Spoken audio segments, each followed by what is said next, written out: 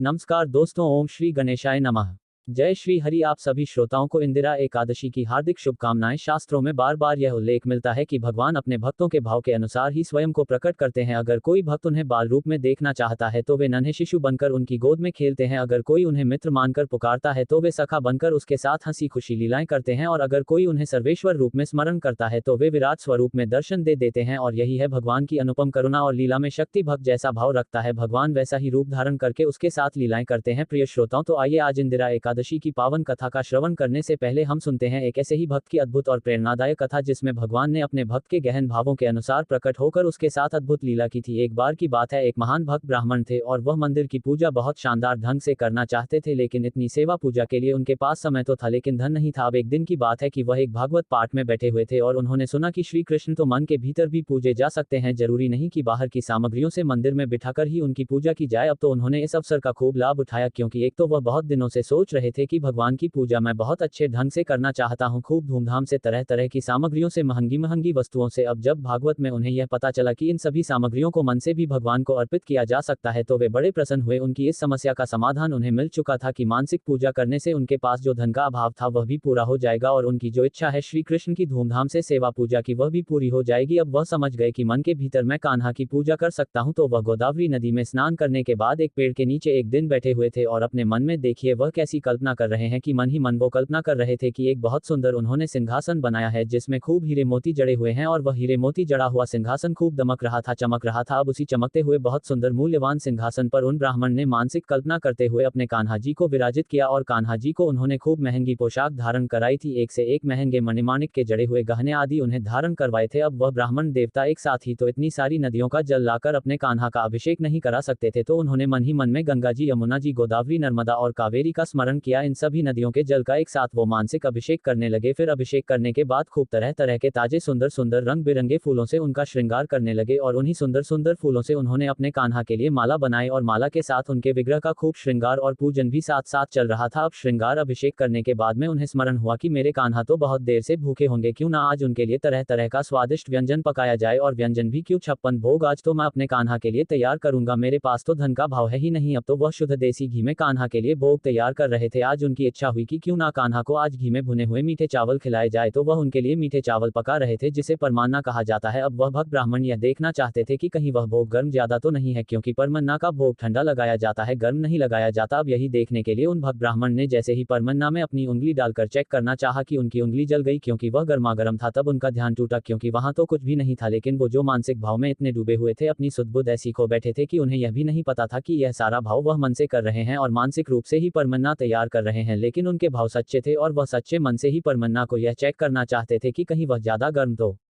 नहीं है, कहीं उनके कान्हा का मुंह तो नहीं जल जाएगा। अब उसी भाव में डूबे हुए जैसे ही उन्होंने परमन्ना में उंगली डाली, उनकी उंगली जल गई। अब जब उनका ध्यान टूटा तो वहां उन्होंने क्या देखा कि वहां तो कुछ भी नहीं है, बल्कि वो तो एक पेड़ के नीचे बैठे हुए हैं और यह सब कुछ उनके भीतर ही भीतर उनके मन में चल रहा था। वो मन में ही यह सब कुछ कर रहे थे। अब उन्होंने अपनी उंगली देखी, वो तो जली हुई थी। यह देखकर वो हैरान रह गए कि ऐसा कैसे हो सकता है। और उधर बैकुंठ लोक से श्री नारायण भगवान मुस्कुरा रहे थे। अपने उस भक्त को देखकर, उन्हें मुस्कुराते देखकर देवी लक्ष्मी ने पूछा, प्रभु आप क्यों मुस्कुरा रहे हैं, कारण मुझे भी तो बताइए। तब भगवान ने देवी को धरती लोक पर बैठे उस भक्त की ओर इशारा करके कहा, देवी वो देखिए मेरा एक भक्त ऐसा है, कितना अनोखा है, जो मेरी इस तरह भाव से पूजा करता है। अब मेरे दूतों को तुरंत भेजा जाए उसे बैकुंठ लाने के लिए। तो भक्ति योग इतना अच्छा है, मानसिक भाव इतना अच्छा है कि भले ही आपके पास भगवान की भव्य पूजा के लिए साधन ना हो और आपके पास घंटों बैठकर पूजा करने का समय भी ना हो, तब भी आप अपने मन के भीतर सच्चे भाव से सब कुछ कर सकते हैं। एक दिन की बात है, श्रीनाथ जी श्री श्यामधाक यानी श्री गोसाई जी की बैठक पर विराजमान थे और आनंद पूर्वक बांसुरी बजा रहे थे। नीचे सभी गोप बालक बैठे हुए थे और थोड़ी ही दूरी पर एक चबूतरे पर गोविंद दास जी भाव में डूबे हुए पद गा रहे थे। सभी बांसुरी की धुन में और पद में भाव विभोर थे। उसी समय ठाकुर जी के मंदिर में दोपहर का भोग का समय हो गया। दोपहर के भोग को उत्थपन भोग कहते हैं। श्री विट्ठलनाथ जी यानी गोसाई जी स्नान करके सेवा के लिए मंदिर में आ गए। जब श्रीनाथ जी ने देखा कि गोसाई जी मंदिर में प्रवेश कर चुके हैं और इधर वे श्याम ढाक पर ही बैठे हुए हैं, तो वे तुरंत कूद पड़े और दौड़कर जा पहुंचे मंदिर में और जाकर सिंहासन पर विराजमान हो गए। लेकिन जब वे कूदे थे तो उनकी नई पोशाक का एक किनारा ढाक की लकड़ी में फंस गया और फट गया और वो टुकड़ा वहीं चबूतरे पर रह गया। इधर गोसाई जी ने जब मंदिर के पट खोले और श्रीनाथ श्रीनाथ जी का दर्शन किया तो देखा कि पोशाक तो बिल्कुल नहीं है लेकिन फटी हुई है। वे देखकर चौंक पड़े, पोशाक कैसे फट गई? फिर पूछने लगे, ठाकुर जी यह नई नई पोशाक भला कैसे फट गई? आप तो भीतर विराजमान है, फिर यह फट कैसे सकती है? श्रीनाथ जी तो मारे डर के चुप हो गए, बस नजरें चुराने लगे और सिर झुका लिया, कुछ भी उत्तर नहीं दिया। उत्तर देते कैसे, पोल पट्टी जो खुल जानी थी। अब तो गोसाई जी ने सारे सेवकों को बुलाया और पूछने लगे, कोई भीतर आया था क्या? सेवकों ने कहा, नहीं महाराज, भीतर तो कोई भी नहीं आया, आप ही पहले पधारे हैं इधर। अब श्रीनाथ जी चुप, सेवकों ने भी इनकार कर दिया, तो अब इस बात का पता कैसे चले कि पोशाक फटी कैसे? अब गोसाई जी ने कुछ भी नहीं कहा, ठाकुर जी को भोग लगाया और फिर से बैठक में जाकर वे गहरी सोच में बैठ गए कि आखिरकार पोशाक फटी तो फटी कैसे होगी। थोड़ी ही देर में गोविंद दास जी आए और देखा कि गोसाई जी आज बहुत दुखी और चिंतित लग रहे हैं, शांत भी हैं, तो बोले, महाराज आप उदास क्यों बैठे हो? आज आपका मुख भी प्रसन्न नहीं लग रहा, कोई बात हुई है क्या? बताइए। तो गोसाई जी बोले, बस ऐसे ही बैठा हूँ, कोई विशेष बात नहीं हुई है। गोविंद दास जी ने तुरंत कहा, नहीं नहीं, कोई तो लीला जरूर हुई है, बताए ना क्या हुआ? गोसाई जी बोले, क्या बताऊं, आज मंदिर में आया तो देखा ठाकुर जी की नई पोशाक बिल्कुल नहीं थी, कोरी थी एकदम, आज फटी हुई है। अब मुझे तो यही चिंता हो रही है कि भला यह कैसे हो गया, कहीं सेवा में कोई भूल तो नहीं हो गई? इतना सुनते ही गोविंद दास जी तो ठठाकर हंस पड़े, कहने लगे, महाराज आप भी ना कितने भोले हैं, ये ठाकुर जी ना जो जितने सीधे दिखते हैं उतने हैं नहीं। यह तो आज शाम ढाक पर बंसी बजा रहे थे और जब उत्थापन भोग का समय हुआ ना तो इन्हें ध्यान आया और यह वहां से झटपट कूद पड़े। कूदते समय इनकी पोशाक फंस गई और फट गई और आप सोच रहे हैं कि आपके ठाकुर जी तो बड़े शांत सज्जन हैं, नहीं, यह तो दरअसल बहुत बड़े शरारती हैं। चलिए मेरे साथ, मैं आपको दिखाता हूँ। अब गोविंद दास जी गोसाई जी का हाथ पकड़कर श्याम ढाक पर ले गए, वहीं लकड़ी में फंसी हुई पोशाक का फटा टुकड़ा दिख गया। गोसाई जी ने वह कपड़ा उठाया, मंदिर लाए और ठाकुर जी के पोशाक से मिलाया तो बिल्कुल वही था। उन्होंने श्रीनाथ जी की ओर देखा और मुस्कुराकर पूछा, यह कैसे हुआ? श्रीनाथ जी फिर से सिर झुका गए, एक शब्द भी नहीं बोले। अब तो गोसाई जी और गोविंद दास जी दोनों हंस पड़े। उस दिन से गोसाई जी ने सेवा का एक और नया नियम बनाया, भोग से पहले 3 बार घंटानाद और शंखनाद किया जाए ताकि ठाकुर जी जहां कहीं भी लीला कर रहे हो तो समय पर वापस आ जाए, ताकि उन्हें फिर से इस तरह कूदना ना पड़े और अपनी नई नई पोशाक ना फड़वाना पड़े, वरना क्या पता आज तो पोशाक ही फड़वा कर लाए हैं, कल को कहीं चोट खरोच लग गई तो तब क्या होगा? तो ठाकुर जी अपने सखा गोविंद दास जी के साथ ऐसी ऐसी लीलाएं करते रहते हैं, ऐसे ऐसे खेल करते रहते हैं। गोविंद स्वामी तो सदैव भगवत प्रेम में मस्त रहते थे। एक बार वे गिरिराज जी की तलहटी में खड़े खड़े लघु शंका कर रहे थे, उसी समय परिक्रमा मार्ग से कई सारे वैष्णव जन निकल रहे थे। अब गोविंद स्वामी जी ने देखा कि इतने बड़े सम्मानीय वैष्णव सामने हैं तो ना तो गिरिराज जी की ओर मुंह कर पा रहे हैं ना ही परिक्रमा मार्ग की ओर, तो बीच में ही खड़े होकर उन्होंने लघु शंका कर दी। अब कई वैष्णवों ने देखा तो उन्हें यह दृश्य बड़ा खटका, उन्हें लगा कि गोविंद स्वामी जैसे महापुरुष को इस प्रकार का आचरण तो शोभा नहीं देता। उन्होंने जाकर गोसाई जी से शिकायत लगा दी, इनके आचरण में बिल्कुल भी पवित्रता नहीं है, अरे शौच और लघु शंका की भी एक मर्यादा होती है, मर्यादा इन्हें कुछ तो समझाए। अब भला गोसाई जी उन्हें क्या समझाते, वो उन्हें कैसे समझाते, क्योंकि खुद ठाकुर जी तो अपने सखा गोविंद दास जी के साथ शौच करते हुए तक भी खेल दिखाते थे। जिस समय गोविंद दास जी शौच में बैठे होते थे वह उस समय भी उन्हें नहीं छोड़ते थे, यहाँ तक कि उस समय उनके ऊपर फूल फेंक फेंक कर मारते थे और जब उनकी मैया को आते देखा तो कहीं सारी पोल पट्टी ना खुल जाए, इस डर से वे शौच करते हुए गोविंद दास जी के पीछे उन्हें पकड़ कर तक छुप जाते थे। तो भला उनके लिए यह भाव कैसा? खैर जो भी था, गोसाई जी ने श्री गोविंद स्वामी जी से पूछा, यह क्या कर रहे थे तुम? इतने बड़े वैष्णव होकर तुमने लघु शंका परिक्रमा मार्ग में खड़े खड़े कर दी, क्या तुमने वैष्णव सदाचार को ही त्याग दिया है? तो गोविंद स्वामी ने बड़े सरल भाव से उत्तर दिया, महाराज जब घोड़ा खड़े खड़े लघु शंका करता है तब तो कोई उसे दोष नहीं देता, क्योंकि वो घोड़ा है, उसके लिए कोई पद्धति नहीं। उस क्षण में गोविंदा दास वैष्णव नहीं था, बल्कि मैं तो घोड़ा था, घोड़ा। अब गोसाई जी ने सुना तो चौंक गए, बोले, यह क्या कह रहे हो तुम? गोविंद स्वामी ने मुस्कुराते हुए कहा, महाराज उस समय मेरे कंधे पर स्वयं श्रीनाथ जी विराजमान थे, मैंने उनसे कहा कि मुझे लघु शंका करनी है तो उन्होंने पता है मुझे क्या उत्तर दिया, जैसे घोड़ा करता है वैसे ही करो। मैं तो बस वही कर रहा था और उस समय मैं भक्त नहीं था, बल्कि मैं तो उनका घोड़ा था और वे मेरे ऊपर बैठकर सवारी कर रहे थे। अब गोविंद दास जी का यह उत्तर सुनकर समस्त वैष्णवों की आंखें खुल गई, उन्हें समझ में आ गया कि गोविंद स्वामी जैसे महापुरुष किसी सामान्य नियम के दायरे में नहीं बांधे जा सकते, उनके लिए सब नियम अलग हैं, लेकिन यह सब कुछ केवल और केवल सिद्ध महापुरुषों के लिए है। हम जैसे साधकों को नियमों और मर्यादा का पालन तो अवश्य करना चाहिए। अगर हम बिना योग्यता के सिद्धों जैसा आचरण करने लगे, केवल कथा सुनकर वैसे वैसे भाव रखने लगे या वैसे वैसे काम हम करने लगे तो हमारी तो बुद्धि भ्रष्ट हो जाएगी, हमारा तो जीवन ही व्यर्थ हो जाएगा और हमें घोर नरक में जाना पड़ेगा। इसलिए शास्त्रों के अनुसार जो उचित है केवल वही करें, किसी भी महापुरुष के व्यवहार की नकल बिल्कुल ना करें। और गोविंद स्वामी जैसे सिद्ध संत तो विधि निषेध से परे हैं, उन्हें कोई नियम नहीं बांध सकता, क्योंकि उनके साथ तो स्वयं ठाकुर जी खेलते हैं। सभी प्रेम से बोलिए श्रीनाथ जी की जय, भक्त गोविंद दास जी की जय। प्रिय श्रोताओं, अब कल्पना कीजिए हस्तिनापुर का भव्य महल, जहां चारों ओर गहन निस्तब्धता छाई हुई है। समय है प्रातः काल का, जब भाद्रपद का महीना समाप्त होकर आश्विन मास का आगमन हो चुका है। हल्की हल्की ठंडी हवा महल की खिड़कियों से होकर भीतर प्रवेश कर रही है और वातावरण में वैदिक स्तोत्रों की धीमी गूंज सुनाई पड़ रही है। इसी बीच महल के एक शांत कक्ष में धर्मराज युधिष्ठिर बैठे हुए हैं। उनके मन में गहरी जिज्ञासा है कि पितृपक्ष का यह काल इतना महत्वपूर्ण क्यों है, आश्विन मास के कृष्ण पक्ष की एकादशी का क्या महत्व है और कैसे इस व्रत से हमारे पितरों की मुक्ति और कल्याण संभव है। उनकी आंखें द्वार की ओर लगी हुई हैं, मानो किसी दिव्य आगमन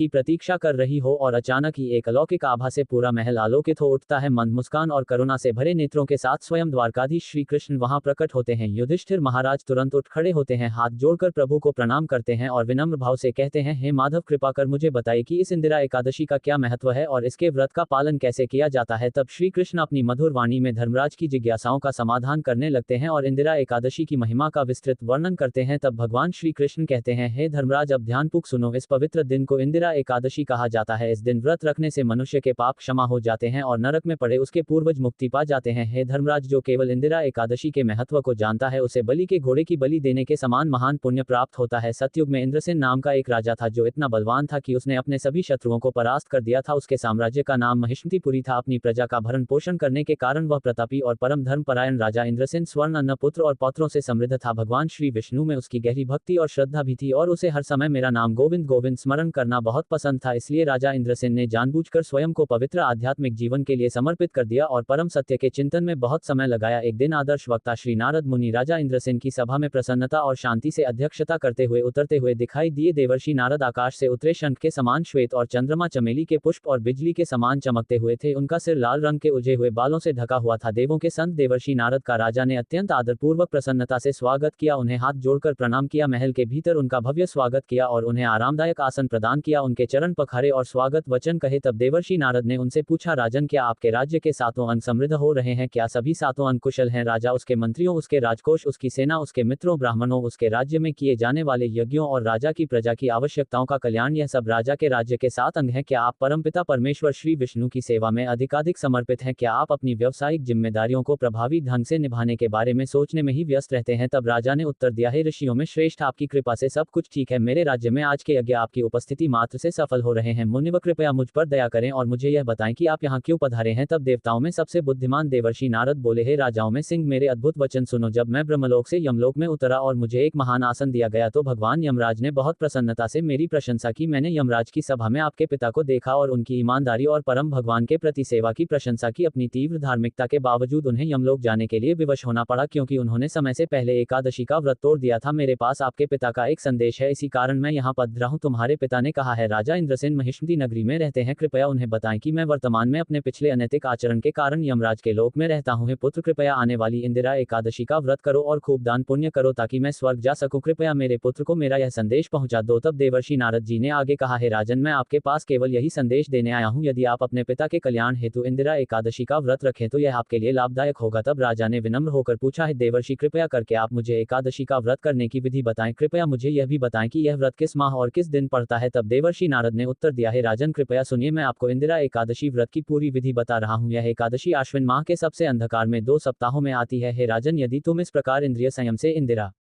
एकादशी का व्रत करोगे तो तुम्हारे पिता अवश्य ही भगवान विष्णु के धाम को प्राप्त होंगे। ऐसा कहकर देवर्षि नारद तुरंत ही किसी अन्य व्यक्ति को आशीर्वाद देने के लिए वहां से चले गए। तब राजा इंद्रसेन ने अपने परिवारजनों और दास प्रजा की सहायता से ठीक उसी प्रकार व्रत रखा जैसा कि देवर्षि नारद ने बताया था। द्वादशी तिथि को जब उन्होंने अपना व्रत खोला तो आकाश से पुष्प बरसने लगे। इस व्रत के पुण्य से इंद्रसेन महाराज अपने पिता को यमराज के शासन से मुक्त कर सके और उन्हें पूर्ण आध्यात्मिक शरीर प्राप्त हुआ। वास्तव में इंद्रसेन ने उन्हें गरुड़ वाहन पर सवार होकर भगवान श्री हरि के धाम जाते हुए देखा था। जब अपने पुत्र को राजगद्दी सौंपने का समय आया तो उन्होंने बिना किसी चिंता के अपने पुत्र को अपनी जगह पर राजगद्दी पर बिठाया और वे खुद बैकुंठ लोक चले गए। हे धर्मराज, यह इंदिरा एकादशी की महिमा है जो आश माह के कृष्ण पक्ष की एकादशी तिथि को आती है। हे धर्मराज, एकादशी से एक दिन पहले दशमी तिथि को प्रातः काल उठकर स्नान करें और पूर्ण विश्वास के साथ भगवान की कुछ सेवा करें। दोपहर के समय बहते पानी के नीचे दोबारा स्नान करें और फिर आस्था और समर्पण के साथ अपने पूर्वजों को तर्पण दें। इस बात का ध्यान रखें कि आप दशमी तिथि के दिन केवल एक बार ही भोजन करें और रात को जमीन पर बिस्तर बिछाकर सोएं। एकादशी की सुबह उठते ही यह शपथ लें, यह संकल्प लें कि आज मुझे पूर्ण उपवास रखना है और सभी प्रकार के इंद्रिय भोगों का त्याग करना है और इस प्रकार प्रार्थना करो, हे कमल नयन भगवान, हे निष्कलंक, मुझे अपने चरण कमलों में शरण दो। फिर दोपहर के समय श्री शालिग्राम शिला के समक्ष खड़े होकर विधि विधान से उनकी पूजा करें। इसके बाद पवित्र अग्नि में घी की आहुति दें और अपने पितरों के निमित्त तर्पण करें। इसके बाद योग्य ब्राह्मणों को भोजन कराएं और फिर अपनी क्षमता के अनुसार उन्हें दान दक्षिणा देकर संतुष्ट करें। अपने पूर्वजों को अर्पित किए गए पिंडों को लेकर उन्हें सूंघें और फिर किसी गाय को अर्पित कर दें और फिर भगवान ऋषिकेश को पुष्प और धूप अर्पित करें। फिर पूरी रात भगवान भगवान श्री विष्णु की प्रतिमा के समक्ष जागरण करें, भजन कीर्तन करें, मंत्र जाप करें। अगले दिन द्वादशी तिथि को प्रातः काल उठकर बड़ी भक्ति के साथ श्री हरि का पूजन करें और ब्राह्मण भक्तों को सात्विक भोज के लिए आमंत्रित करें। इसके बाद अपने परिवार के सदस्यों को भोजन कराएं और फिर मौन होकर अपना भोजन ग्रहण करें। हे राजन, यदि तुम इस प्रकार ध्यानपूर्वक इंद्रियों को वश में रखकर इंदिरा एकादशी का व्रत करोगे तो तुम्हारे पिता निसंदेह भगवान विष्णु के धाम को प्राप्त होंगे और एकादशी का समस्त पुण्य भी तुम प्राप्त कर सकोगे। ऐसा कहकर भगवान श्री कृष्ण धर्मराज युधिष्ठिर को एकादशी की महिमा बताकर वहीं अंतर्ध्य हो गए। यह थी इंदिरा एकादशी की दिव्य कथा। सभी प्रेम से बोलिए पवित्र इंदिरा एकादशी की जय। श्री कृष्ण भगवान की जय। अब सुनिए भगवान विष्णु के प्रिया तुलसी महारानी की कथा और आरती। एक बार एक बूढ़ी माई थी जो नियमित गारस माता का यानी एकादशी का उपवास रखा करती थी और तुलसी के पौधे की सेवा किया करती थी। तुलसी के पौधे को सींचा करती थी। वे सुबह को बिना तुलसी के पौधे की पूजा किए अन्न या जल तक ग्रहण नहीं करती थी। जब भी वह बूढ़ी माई तुलसी के पौधे को सींचती तो तुलसी माता से कहती है, तुलसी माता सत की दाता, मैं तेरा बिरवा सींचती हूँ, मुझे बहु दे, पीले रंग की धोती दे, मीठा ग्रास दे, बैकुंठ में वास दे, अच्छी मौत दे, चंदन का काट दे, अच्छा राज दे, खाने को दाल भात दे और ग्यारस के दिन कृष्ण का कांधा दे। बूढ़ी माई की यह बात सुनकर तुलसी माता सूखने लगी। तुलसी माता को इस प्रकार सूखता देखकर एक दिन भगवान कृष्ण ने पूछा, है तुलसी, तुम दिन प्रतिदिन क्यों सूखती जा रही हो? तब तुलसी माता ने कहा कि बस मेरे मन की मत पूछो प्रभु। भगवान कहने लगे, मैं नहीं पूछूंगा तो कौन पूछेगा? तब तुलसी माता कहती हैं कि हे प्रभु, एक बूढ़ी माई आती है और अपनी बात कहकर चली जाती है। मैं उनकी सारी बातें तो पूरी कर दूंगी लेकिन कृष्ण का कांधा कहां से लाऊंगी? तब भगवान श्री कृष्ण बोले कि वो बूढ़ी माई मरेंगी तो मैं अपने आप ही कांधा देने आ जाऊंगा। तुम बूढ़ी माई से यह बात कह देना। और इसके कुछ समय बाद वह बूढ़ी माई मर गई। बूढ़ी माई के मरने पर सारा गांव इकट्ठा हो गया और उनका अंतिम समय आने पर जब उन्हें उठाने लगे तब तो वह बहुत भारी हो गई जिससे वह किसी से उठाए ना उठ सकी। सभी कहने लगे, यह तो बहुत धर्मात्मा थी, बहुत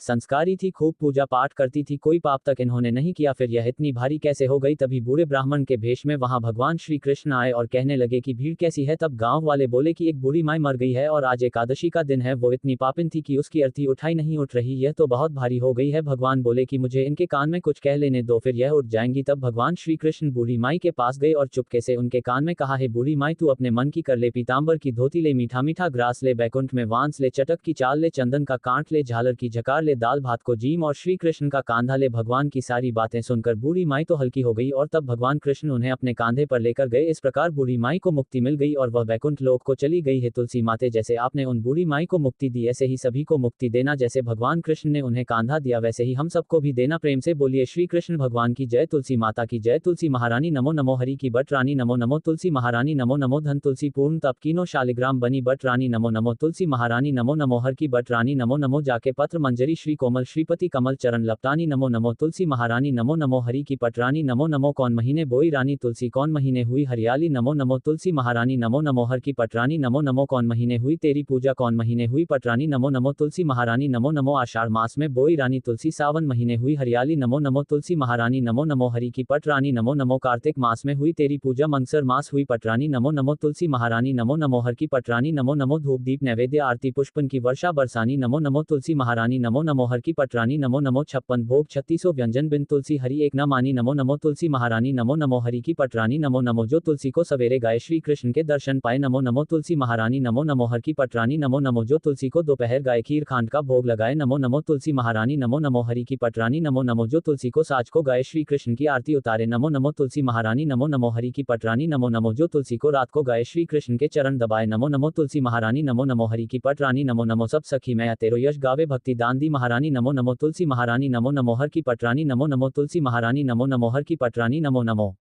धन्यवाद।